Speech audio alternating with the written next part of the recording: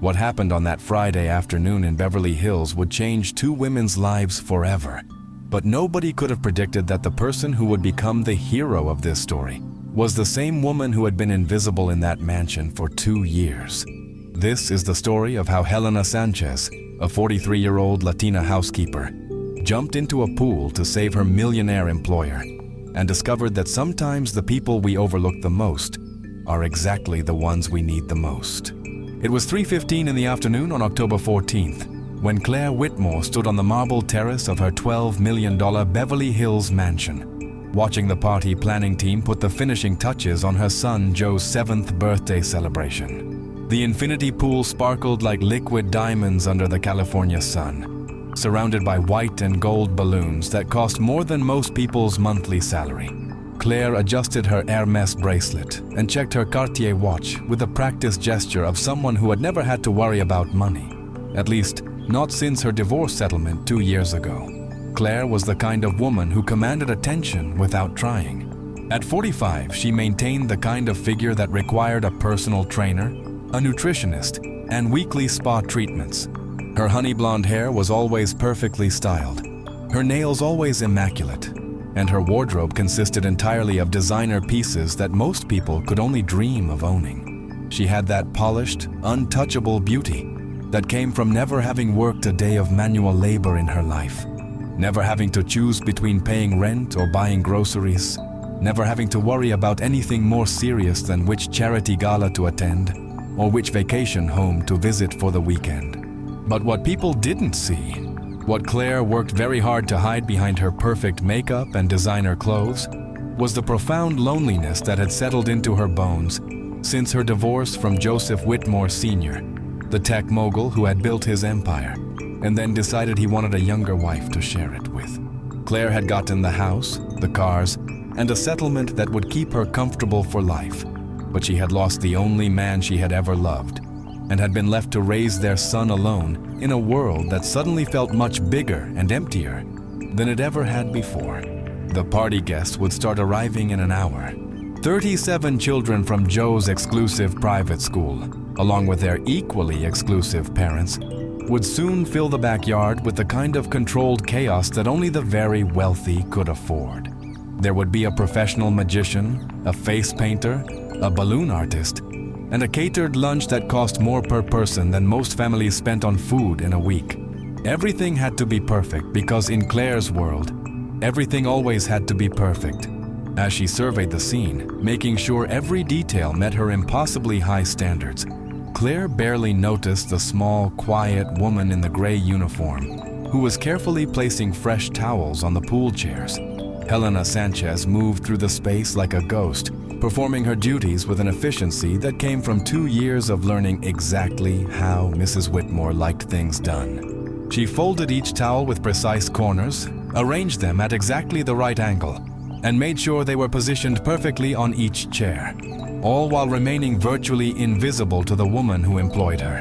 Helena was 43 years old, but she looked older. Years of hard work had etched lines around her eyes and gray streaks through her black hair that she couldn't afford to color. She was small and compact, the kind of woman who could move through a room without disturbing the air around her, which was exactly what her job required. In the 2 years she had worked for the Whitmore family, she had perfected the art of being present but not seen, helpful but not intrusive, essential but not acknowledged. What Claire didn't know, what she had never bothered to learn in the 2 years Helena had been keeping her house spotless and her life organized, was that Helena Sanchez had once been Dr. Elena Sanchez, a pediatric surgeon who had graduated summa cum laude from the Universidad Nacional Autónoma de Mexico, before completing her residency at one of Mexico City's most prestigious hospitals. She had saved countless children's lives, had been respected by her colleagues, had owned a beautiful home in an upscale neighborhood, and had been married to a man who loved and supported her dreams. But that was before the accident that killed her husband and left her daughter paralyzed from the waist down. That was before she spent every peso she had on experimental treatments and therapies. That was before she discovered that her husband's business partner had been embezzling money from their medical equipment company, leaving them bankrupt. That was before she made the impossible decision to leave everything she had ever known and bring her daughter to Los Angeles, hoping that American medical facilities might offer treatments that weren't available in Mexico. That was before she discovered that her Mexican medical degree wasn't recognized in the United States, that starting over would mean years of additional schooling she couldn't afford, and that the only jobs available to someone with her immigration status were cleaning houses, working in restaurants, or caring for other people's children, while her own daughter spent most days alone in their tiny apartment in East Los Angeles, doing physical therapy exercises and dreaming of the day she might walk again. None of the wealthy families Helena worked for knew this story. They saw a quiet housekeeper who did excellent work and never caused trouble. They didn't know that she woke up at 4:30 every morning to help her daughter with her exercises before taking 2 buses and a train to reach their pristine neighborhoods. They didn't know that she sent half her salary to her sister in Mexico who was caring for their elderly mother, or that she had been saving every extra penny for the past 2 years to pay for an experimental surgery that might help her daughter walk again. They especially didn't know that despite everything she had lost, Helena still carried within her the steady hands, quick reflexes, and life-saving instincts of someone who had spent 15 years in operating rooms, making split-second decisions that meant the difference between life and death. As Helena finished arranging the towels and moved toward the pool house to check on the spare decorations, she noticed something that made her pause. The pool deck had been recently cleaned and sealed, and while it looked perfect, she could see that in several spots, especially near the diving board area, the sealant was still slightly wet and slippery. It was the kind of detail that would be invisible to most people, but Helena's trained eye caught it immediately. She hesitated for a moment, wondering if she should mention it to Mrs. Whitmore. In her 2 years of employment, she had learned that unsolicited advice was not welcome, even when it came from a place of genuine concern. Mrs. Whitmore preferred her staff to be efficient and quiet, to anticipate her needs without being told, but never to offer opinions or suggestions unless specifically asked. But as Helena watched the party planners setting up the sound system near the pool area, and as she thought about the 37 children who would soon be running around the slippery deck in their excitement, her medical training overrode her employment caution. She walked quietly over to where Claire was standing, cleared her throat softly, and spoke in the careful, accented English she had been perfecting since arriving in Los Angeles. "Excuse me, Mrs. Whitmore," Helena said, her voice barely above a whisper. "I noticed that some areas of the pool deck are still a little slippery from the cleaning this morning. With all the children coming, perhaps we should put up some signs or rope off those areas until they dry completely." "Helena, I'm sure it's fine," she said dismissively, already turning her attention back to the party preparations. "The cleaning crew knows what they're doing. Please just focus on making sure the house is ready for the guests." But she also felt the ghost of her former self, the confident surgeon who had never hesitated to speak up when she saw potential danger, stirring somewhere deep inside her chest. "Yes, Mrs. Whitmore," she said quietly, but as she walked back toward the house, she made a mental note to keep a close eye on the pool area once the party started. Old habits died hard, and despite everything that had happened to her, Helena Sanchez was still someone who believed in protecting people, even when they didn't appreciate her efforts. The first guests began arriving at 4 o'clock sharp. Luxury cars lined the circular driveway as Beverly Hills elite dropped off their perfectly dressed children for what was sure to be the birthday party of the season. The children ran shrieking with delight toward the pool area, their designer clothes and expensive shoes forgotten in their excitement. The adults clustered on the terrace, champagne glasses in hand, discussing real estate prices, stock portfolios, and vacation plans, while keeping one eye on their offspring. Claire moved through the crowd like the perfect hostess she had been trained to be since childhood.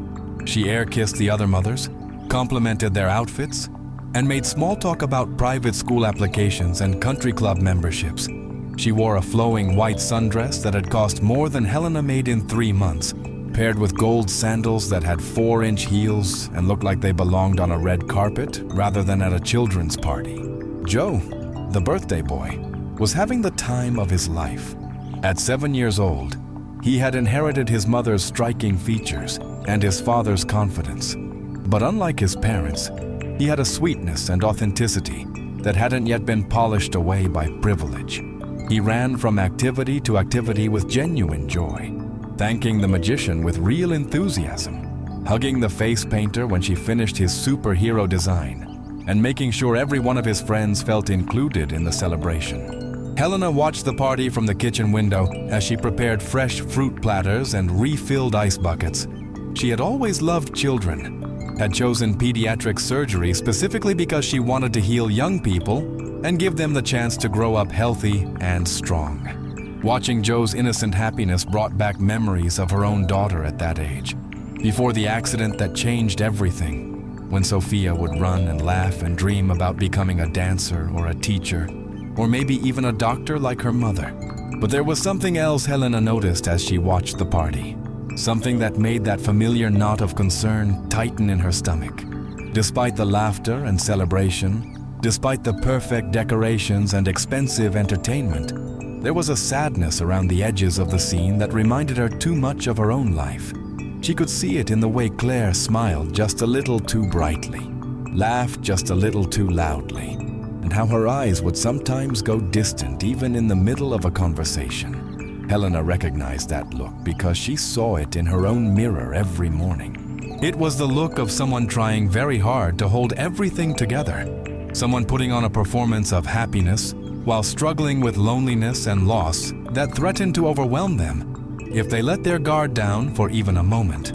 As the afternoon progressed, the party moved into full swing. Children splashed in the pool under the watchful eyes of 2 professional lifeguards, while others played games on the perfectly manicured lawn. The adults had moved through champagne and into wine, their conversations becoming more animated, and their laughter more frequent. The sun was beginning to lower in the sky, casting long shadows across the backyard, and turning the pool water into liquid gold.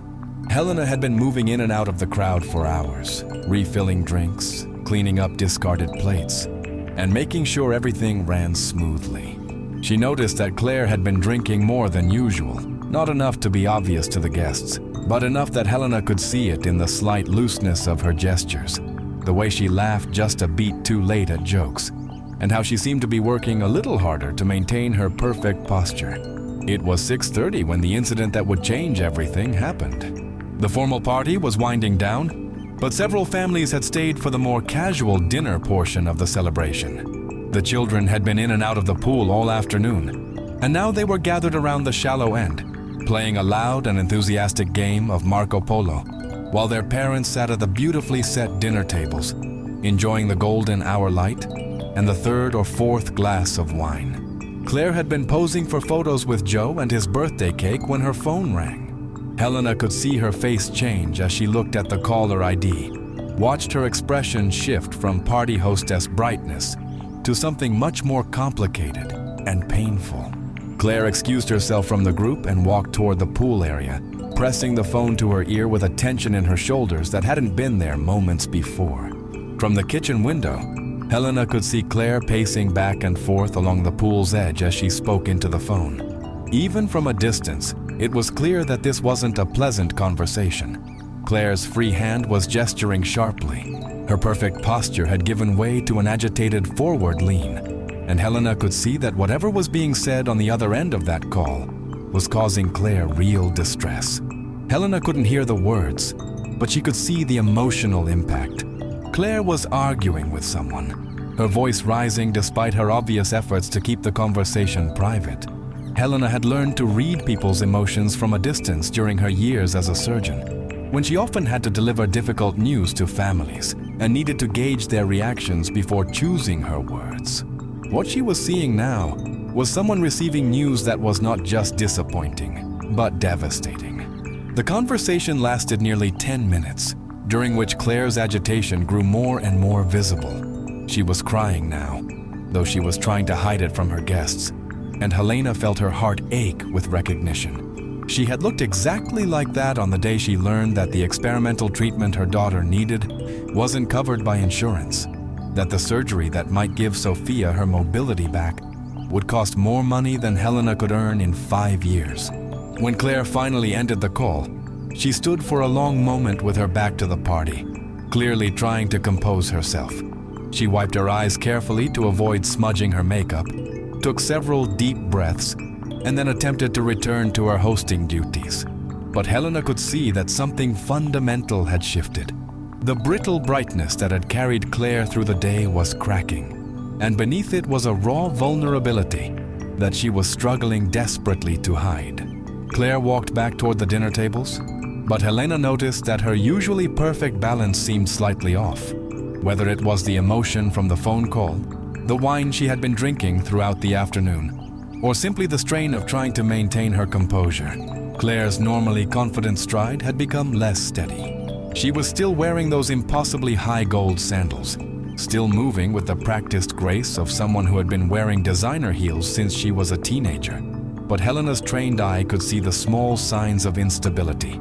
And then it happened, so quickly that later, people would struggle to remember the exact sequence of events.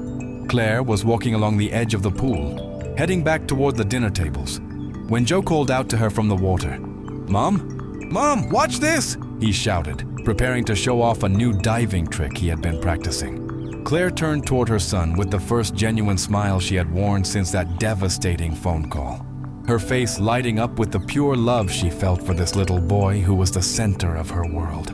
She stepped closer to the pool's edge, raising her phone to record his performance, wanting to capture this moment of his joy, even in the middle of her own crisis.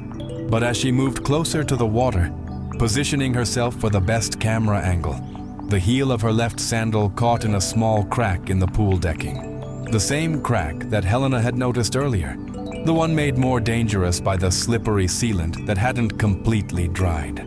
Claire tried to catch her balance, her arms windmilling as she teetered on the pool's edge.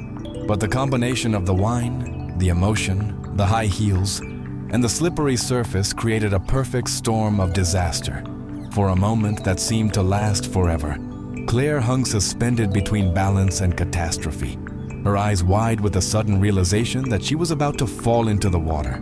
The pool was 8 feet deep in that section, and Claire Whitmore, despite living in a house with a pool for over 10 years, despite being the mother of a child who loved to swim, had never learned how to swim herself. It was one of those secrets that wealthy people were good at hiding, like not knowing how to drive or being unable to cook. Claire had always planned to take lessons, had always intended to overcome her childhood fear of deep water, but there had always been other priorities, other demands on her time. Now, as she fell backward toward the water, that secret was about to become a matter of life and death. She hit the water with a splash that momentarily silenced the entire party. For a few seconds, everyone stood frozen, thinking this might be some kind of elaborate joke, some wealthy person's idea of entertainment. But then Claire's head broke the surface, and the sound that came from her throat was pure terror. "Help!" she screamed, her voice breaking with panic as she thrashed desperately in the deep water. "I can't swim! Somebody help me!" Her designer dress was already weighing her down, the fabric soaking up water and pulling her toward the bottom of the pool. Her carefully styled hair was plastered to her head, and her makeup was running down her face in dark streaks. The pool erupted into chaos. Children screamed and scrambled out of the water, parents jumped to their feet, and everyone seemed to be shouting at once.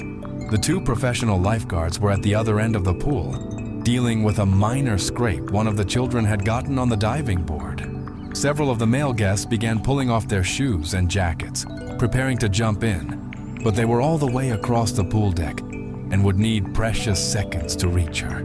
Claire was panicking now, her thrashing becoming more desperate and less effective. Every movement was driving her deeper underwater, and Helena could see that she had maybe 30 seconds before she would be too exhausted to keep fighting. This was exactly the kind of emergency Helena had been trained for, the kind of split-second life or death situation, where hesitation meant the difference between saving someone and losing them forever. Without conscious thought, Helena dropped the tray of glasses she had been carrying and ran toward the pool. She didn't think about her gray uniform or her worn shoes. She didn't think about the fact that jumping into her employer's pool during a party full of Beverly Hills elite would probably cost her the job she desperately needed.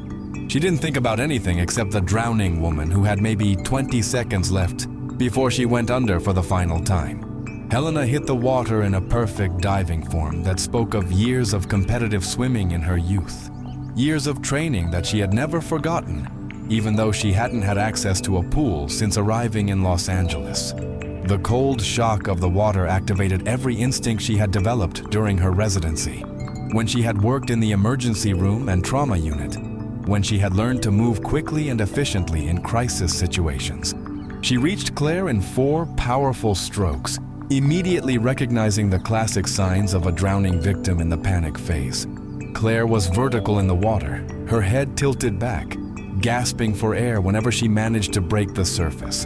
Her movements were becoming less coordinated by the second, and Helena knew she had to act fast before Claire's panic made the rescue even more dangerous. "Mrs. Whitmore," Helena said firmly, using the calm, authoritative voice she had perfected as a surgeon. "I need you to stop fighting and let me help you. Can you hear me?" She had been trained for this, had learned the techniques for managing panicked drowning victims, and she smoothly moved into position behind Claire, wrapping her arms around her chest in a secure cross-chest carry. "I've got you," Helena said, her voice cutting through Claire's panic with absolute confidence. "You're safe now. Just breathe and let me do the work." She could feel that Claire was starting to calm down, her breathing becoming less frantic as she realized she wasn't going to die, that this quiet woman who had been invisible in her house for 2 years had literally saved her life. When they reached the shallow end, several of the male guests waded in to help pull Claire from the water. She was shaking violently, whether from cold or shock or the aftermath of adrenaline. Helena couldn't tell, but she was alive, and she was breathing, and she was going to be okay.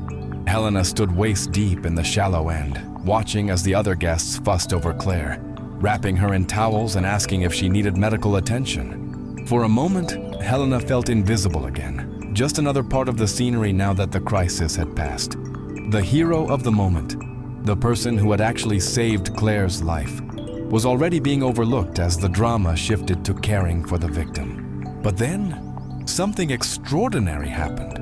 Claire, still shaking and wrapped in expensive towels, looked directly at Helena for what felt like the first time in 2 years. Really looked at her, not as the housekeeper or the help, but as the human being who had risked everything to save her life. "You," Claire said, her voice hoarse from swallowing pool water and screaming. "You saved my life." "I did." As the last of the guests left and the cleanup crew began dismantling the party decorations, Claire found herself sitting in her living room, wrapped in a cashmere blanket and sipping tea that Helena had prepared for her. She kept replaying the events of the afternoon, trying to process not just the terror of nearly drowning, but the shocking realization that the person who had saved her was someone she had barely acknowledged as a human being for the past 2 years. Helena had changed out of her wet uniform and was quietly directing the cleanup efforts, moving through the house with her usual efficiency. But something had changed between them, something that neither woman was quite ready to name or examine. Claire found herself watching Helena's movements, noticing for the first time the quiet competence with which she handled every task, the way she anticipated needs before they were expressed, the grace and intelligence that Claire had been too self-absorbed to see. And Helena, for her part, was struggling with emotions she had thought she had buried forever. The feeling of being needed in a crisis, of using her skills to save a life, had awakened something in her that she had tried to forget. For just a few minutes, she had been Dr. Elena Sanchez again, confident and capable and essential. For just a few minutes, she had remembered what it felt like to be seen as someone valuable. As the house returned to its usual quiet elegance, Claire made a decision that would surprise everyone, including herself. She walked into the kitchen where Helena was finishing the last of the cleanup and asked, "Helena, could you sit with me for a few minutes? I think we need to talk." "Whitmore," Helena said quietly, wondering if this was the conversation where she would be fired for overstepping her boundaries, for making a scene at the party, for drawing attention to herself in a way that her wealthy employer might find embarrassing or inappropriate. But when they sat across from each other in Claire's perfectly appointed living room, The conversation that followed was unlike anything either woman had expected. Claire, still shaken by her brush with death, found herself asking questions she had never thought to ask before. Where was Helena from? Did she have family? How long had she been in Los Angeles? And Helena, caught off guard by this sudden interest from a woman who had treated her as furniture for 2 years, found herself answering more honestly than she had planned. She told Claire about Mexico City, about her daughter, about the accident that had changed everything.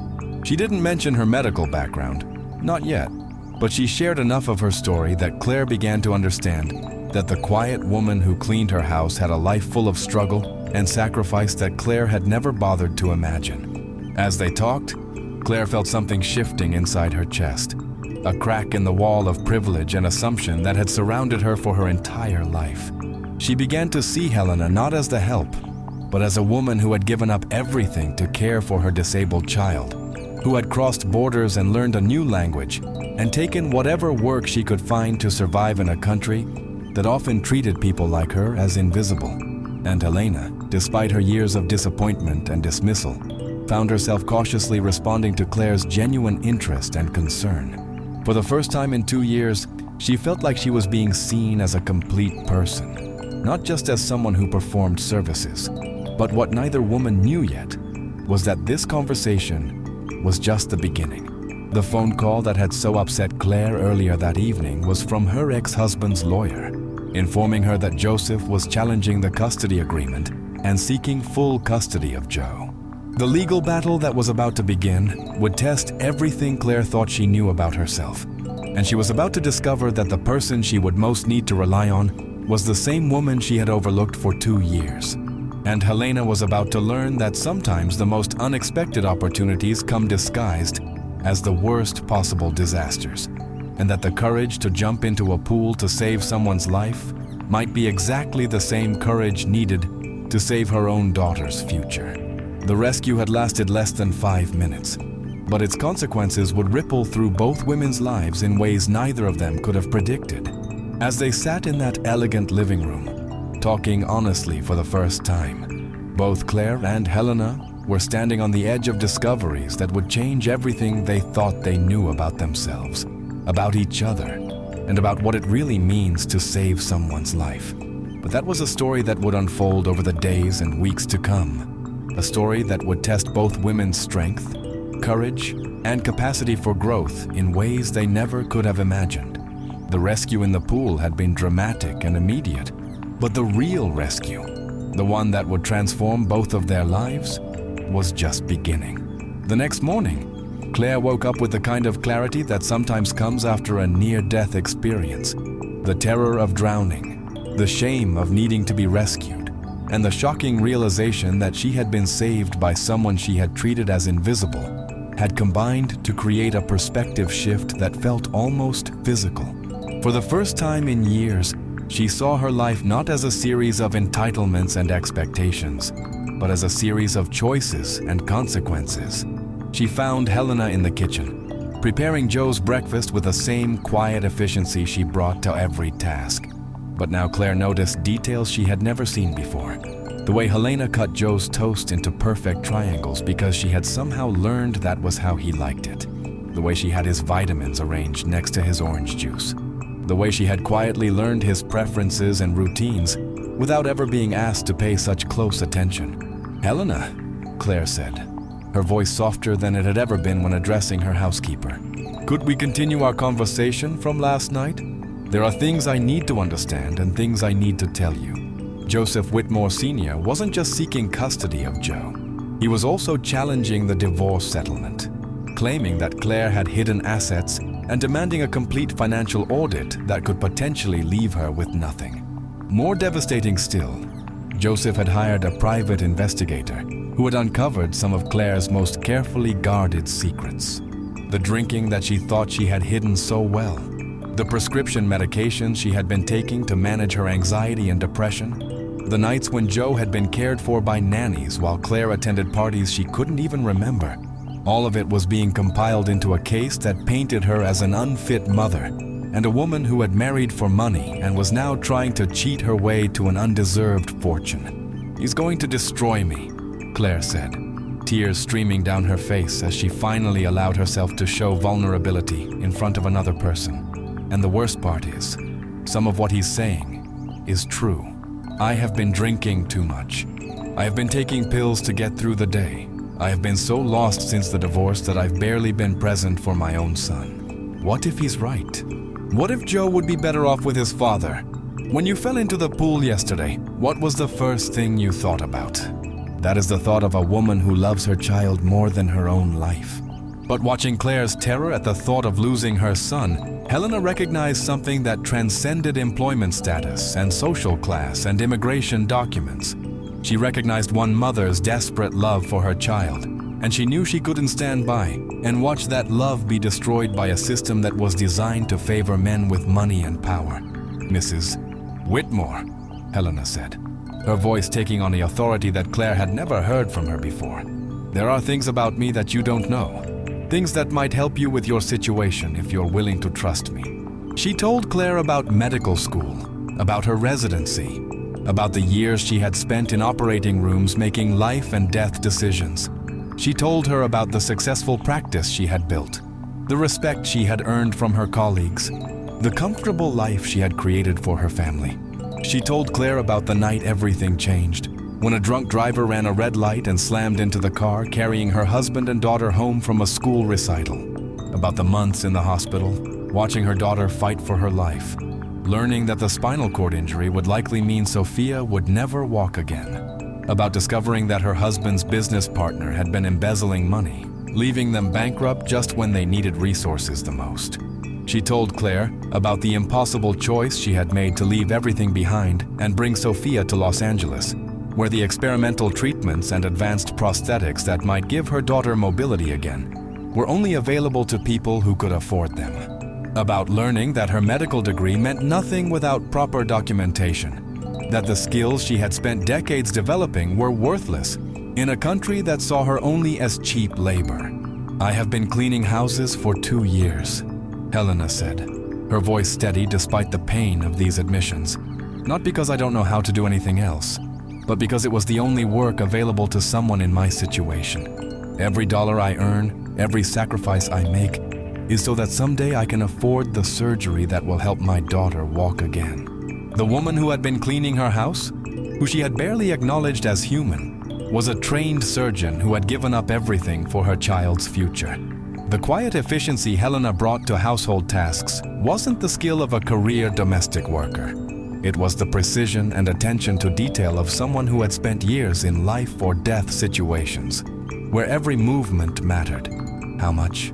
Claire asked quietly. How much do you need for your daughter's surgery? Then she asked the question that would begin their real partnership. Helena, if you had the resources you needed to help your daughter, if that financial pressure was removed, would you be willing to help me fight for my son? I have money, Helena. I have resources and connections and the ability to afford the best lawyers and private investigators. But what I don't have is someone who truly cares about protecting children. Someone who understands sacrifice and determination and what it means to never give up. I will pay for your daughter's surgery immediately, and I will pay you a proper salary to work with me as my family coordinator and advocate. In return, you help me become the mother Joe deserves. And you help me fight Joseph's custody challenge with everything you've got. The number Claire was offering so casually represented 2 years of saving every penny, 2 years of her daughter growing more depressed and isolated, 2 years of watching Sophia's hope fade a little more each day. But more than that, Claire was offering her something Helena had thought was lost forever, the chance to use her skills and intelligence to help someone. To be valued for her mind and expertise rather than just her willingness to clean and cook and remain invisible. There's something else, Claire continued. I've been doing some research this morning. There are programs for international medical graduates, pathways to get your credentials recognized here in California. It takes time and additional coursework, but it's possible.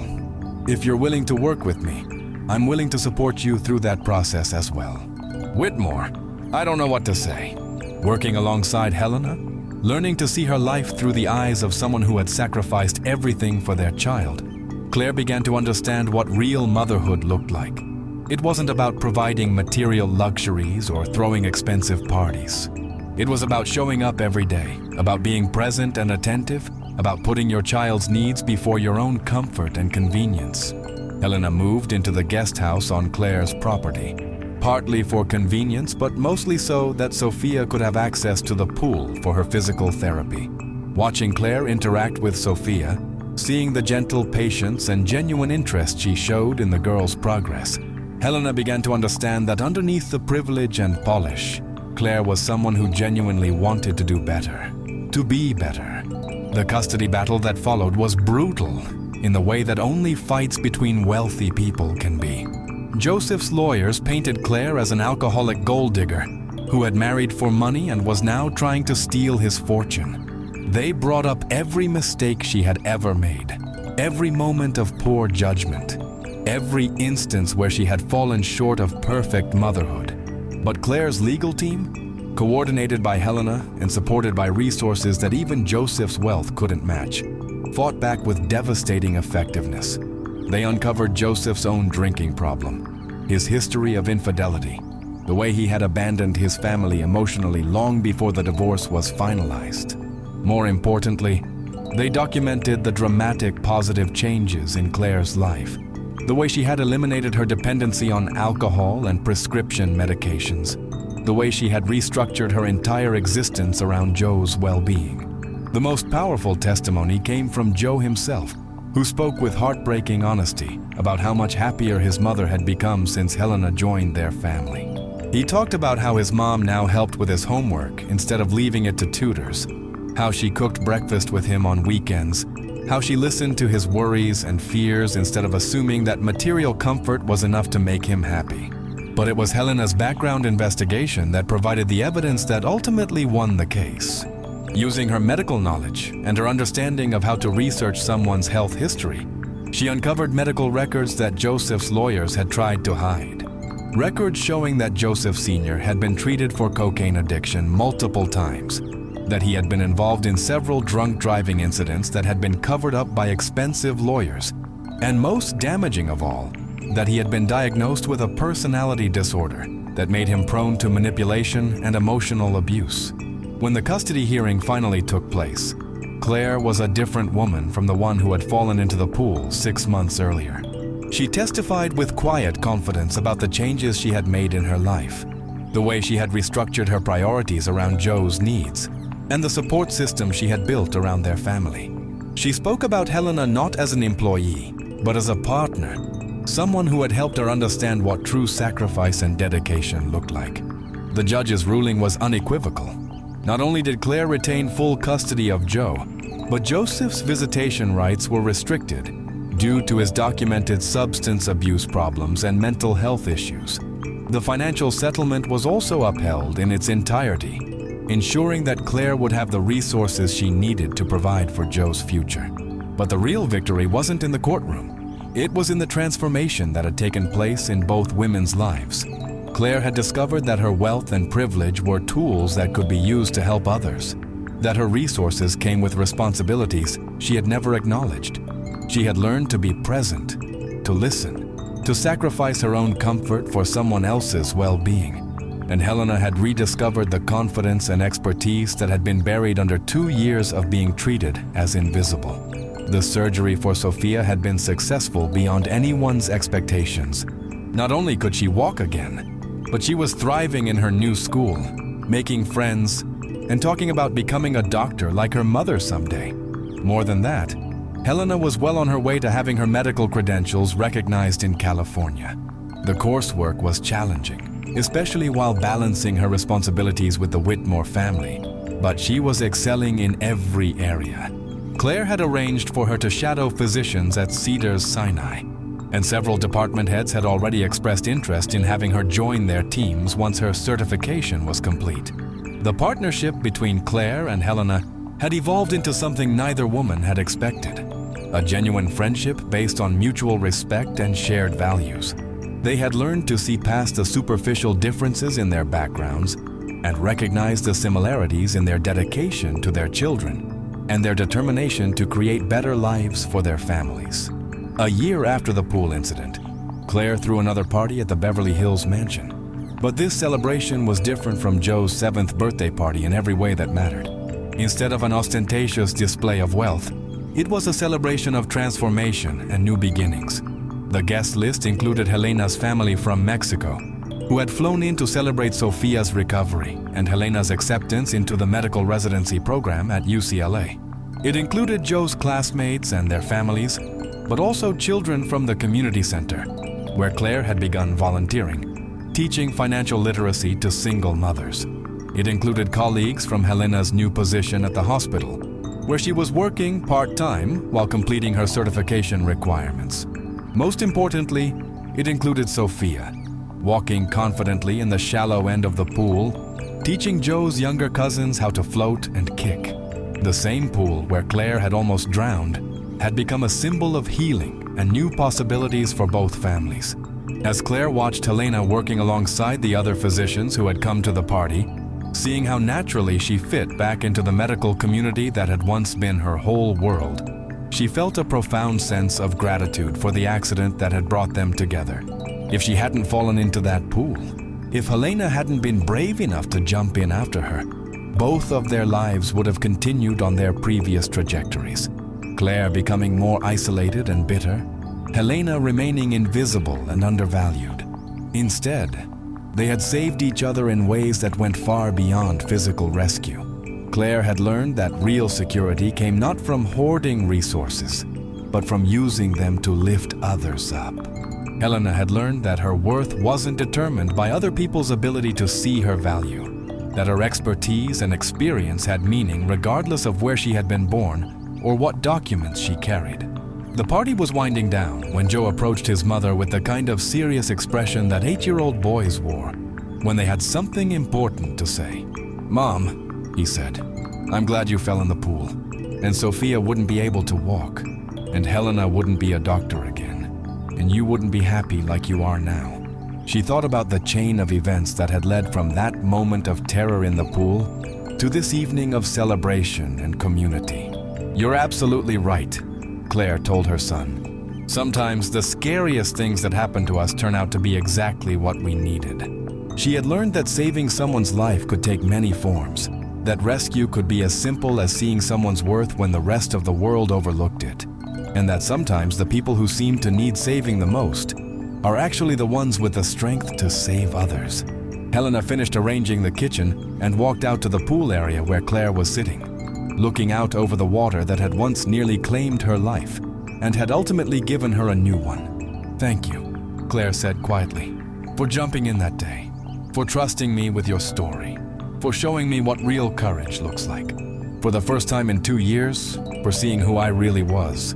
The pool that had once represented danger and near tragedy had become a symbol of new beginnings. Sofia's laughter echoed from the guest house where she was video calling her friends from her new school, excited to share her latest physical therapy milestones. Joe was upstairs, working on a school project about heroes, writing about how sometimes the people who save you are the ones you never expected, the ones who were always there, but who you never really saw until the moment you needed them most. And in the quiet of that evening, as two women who had found in each other the missing pieces of their own lives sat beside the water that had brought them together, both Claire and Helena understood that the most important rescues aren't the dramatic ones that happen in moments of crisis. They're the everyday acts of recognition and respect and care that happen when we choose to see each other truly, to value each other fully, and to understand that our own salvation often comes through lifting others up. The story of the Latina maid who saved her millionaire boss had become something much more complex and beautiful. The story of two women who learned to save each other, who discovered that the differences in their backgrounds were far less important than the similarities in their hearts, and who proved that sometimes the most unlikely partnerships can create the most extraordinary transformations. As they finally went inside, turning off the pool lights and locking the doors, both women carried with them the knowledge that they had been part of something rare and precious, a story of genuine change, of barriers broken down and assumptions challenged, of lives rebuilt and dreams restored. Tomorrow would bring new challenges and opportunities, But tonight they were simply two mothers, two friends, two women who had learned that the courage to jump into the water when someone is drowning is the same courage that allows us to reach across all the artificial barriers that separate us and grab hold of our shared humanity. The rescue had taken less than 5 minutes, but its impact would last for the rest of their lives, rippling outward to touch their children, their communities, and everyone who heard their story and was inspired to look a little more carefully at the people they might have been overlooking, to listen a little more closely to the stories they might have been ignoring, and to understand that heroism often comes in the quietest, most unexpected packages. In the end, Helena Sanchez had saved Claire Whitmore's life in that pool. But Claire Whitmore had saved Helena Sanchez's dreams, and together, they had saved each other's futures. It was a rescue that proved that the most powerful transformations happen not when we try to save ourselves, but when we have the courage to save each other.